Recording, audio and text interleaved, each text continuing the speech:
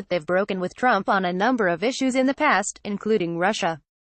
They've criticized his baiting of white supremacists after deadly protests in Charlottesville, griped about the trade wars he's trying to start with tariffs, condemned his arguably racist comments about Mexico and other countries, and been disgusted by him over the Access Hollywood tapes. With the exception of Russia, lawmakers forced sanctions on Trump a year ago. There's not much Congress has done to rein him in. And many of those Republicans that have advocated more direct opposition to Trump will be out of a job next year.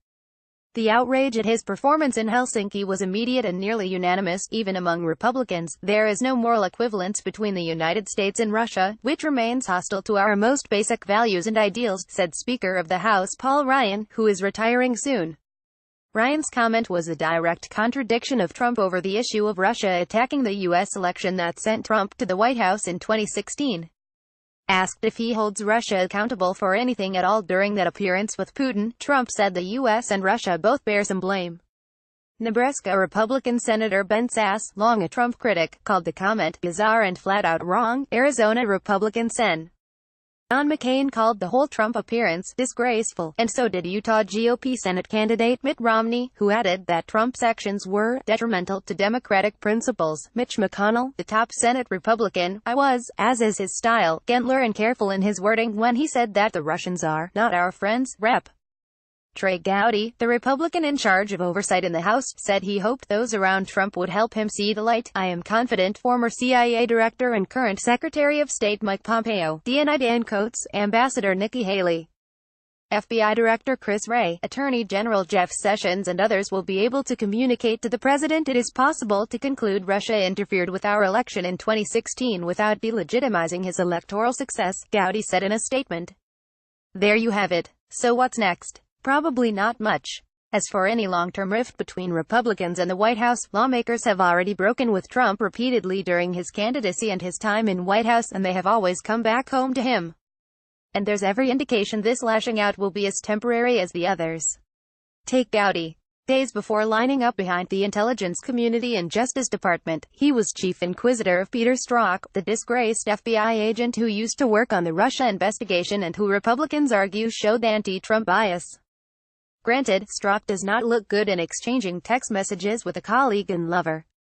But put those text messages in the hands of a prosecutor like Gowdy, and the conspiracy theories about a deep state out to get the president really start to sing. You cannot completely separate the work Gowdy did on Trump's behalf delegitimizing the Russia investigation last week with his written statement this week expressing frustration about Trump's warmth to Russia. Those two things are linked.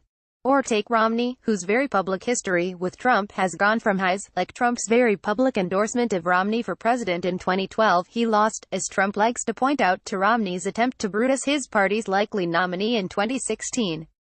When efforts to sabotage Trump's campaign failed, Romney considered taking up the Secretary of State position, but was passed over by Trump. Now he's running for Senate, but he's not opposing Trump on everything. Far from it. Romney actually laid out exactly what's happening now in an op-ed in the Salt Lake Tribune earlier this year.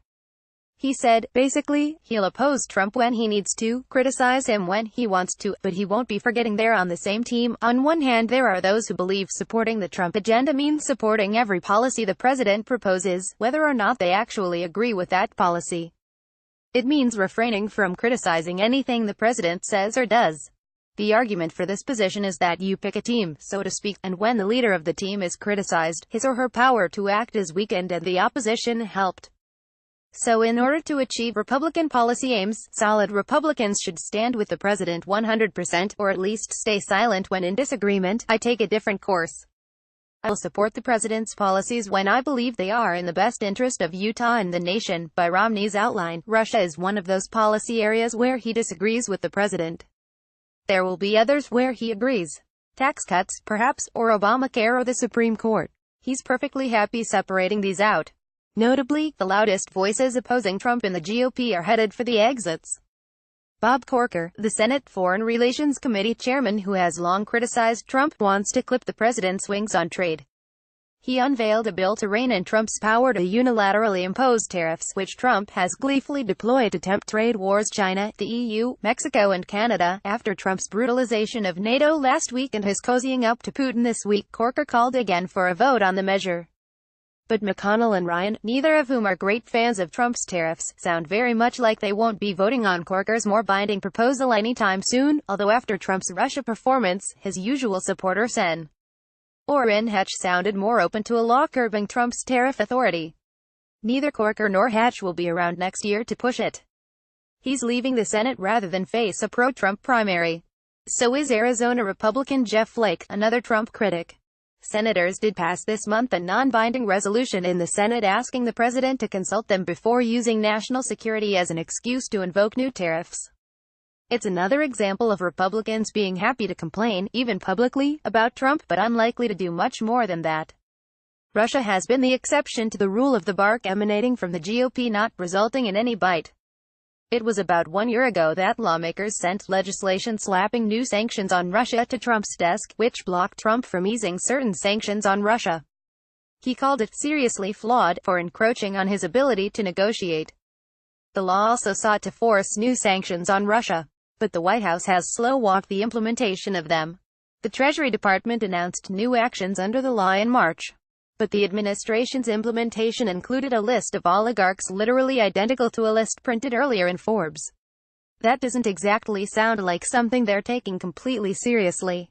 Republican leaders will have to temper any efforts to rebuke the White House and impose new sanctions on Russia, which is possible, but would not happen immediately, with their efforts, like in Romney's case, to work with him on a host of other issues, like immigration, averting a government shutdown and getting Supreme Court nominees seated.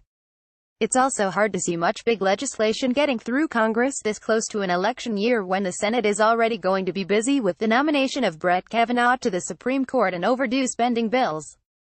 The trend among Republicans running for office has been to embrace Trump, by the way, not oppose him.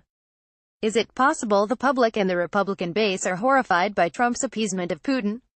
Yes. But that would buck the trend of Republicans coming to terms with Trump as their leader. He delivered them the White House, and they hold both houses of Congress, at least until November. If they want to keep either one, they'll need the voters who support Trump to show up and vote.